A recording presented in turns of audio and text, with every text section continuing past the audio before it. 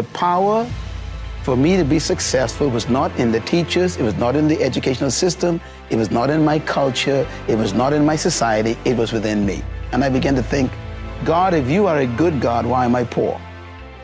If you are a great God, why are these people better than me? If you make me in your image, why are they special and I'm a monkey? And that night, no thunder, no lightning, no earthquakes, nothing. I just heard a voice in my mind. And the voice said, I ask you to believe me and you will be saved, not them. And that night, I made a commitment to believe what God said. 13 years old, I said, okay, I believe that I have the power to experience far beyond all I can ever ask, think, or imagine. 13 years old. And that's when my pursuit of God began.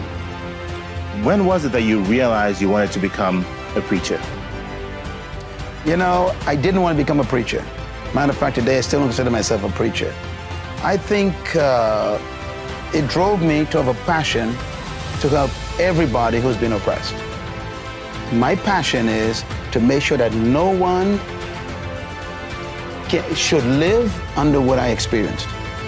I never desired to be a minister. I desired to help people. My definition of leadership is very simple yet complicated.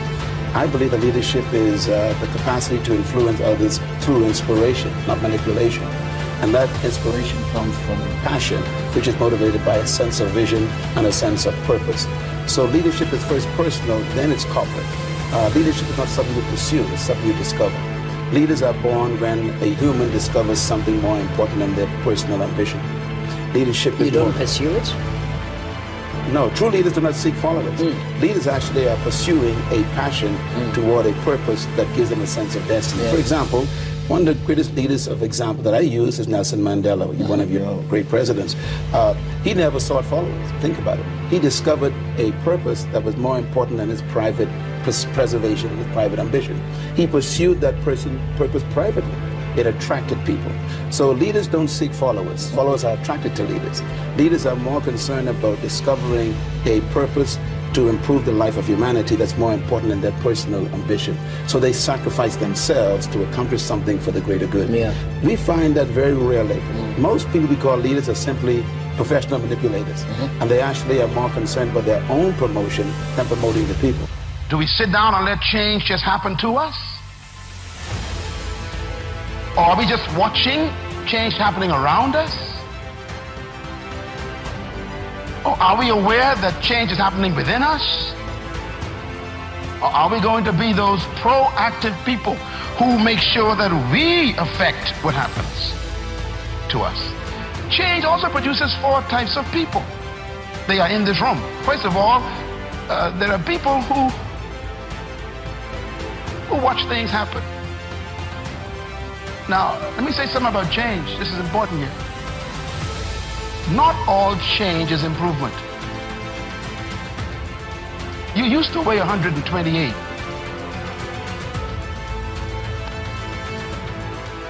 And now you changed. And for some of you, that's not an improvement. You lost your wardrobe. You lost your ability to climb up steps fast. You even lost the quality of health that you had. Change doesn't mean improvement all the time. But the problem is, without change, there can be no improvement. So you have to decide what to do with change. Change will happen. And if you are not careful, it could be destructive. Success is not something you pursue. Success is a matter of becoming a person of value. That's right. We should not be pursuing money. We should pursue purpose. We should pursue vision for ourselves and for our countries, for our communities. We should be not pursuing things. We need to pursue ideas. That's right. I always say that there are 3 types of people in the world. There's poor people, there's rich people, and there's wealthy people. Poor people talk about money all the time. Rich people talk about things. Wealthy people, they talk about ideas. Rich people, poor people, and wealthy people think differently. For example, poor people, they pursue money. Rich people pursue things. Wealthy people pursue ideas. And so constantly there's a different way of thinking. I hope that the third world countries and the young people of our nations will become ideas people. You know, ideas control the world, not money. And ideas attract money. So I think if we minimize this desire to get money and elevate the creativity of new ideas, we'll find that financial results will naturally flow to it. Bill Gates didn't pursue money, he pursued an idea. Stephen Jobs, the late Stephen Jobs, who invented the Apple computer and the iPhone, he never went after money, he developed an idea. And I think if you think of all the wealthy people in the world, it was ideas that made them wealthy, not money. That's right. So I think we need to switch it, reverse it. Don't pursue money and then try to get an idea. Get an idea and money to pursue the idea, and you become a byproduct as far as wealth. Change is inevitable. Change is also the principle of life. That means everything that is alive will change. And even things that are not alive will change. You know, a lady came to me, she says, I came to the Bahamas for the last 10 years and I missed 4 years. And I came here this past month and everything is different. The airport is new, she said. What happened to the old airport, she says. In other words, even the things not alive are changing. The way the river runs down the mountain is wearing away the mountain. You go back to that mountain 10 years later and the river is wider. Change is in creation. It's part of life. So here is the question then. Ecclesiastes chapter 3. It says, to everything there is a season, and to every purpose under heaven there is a time for it.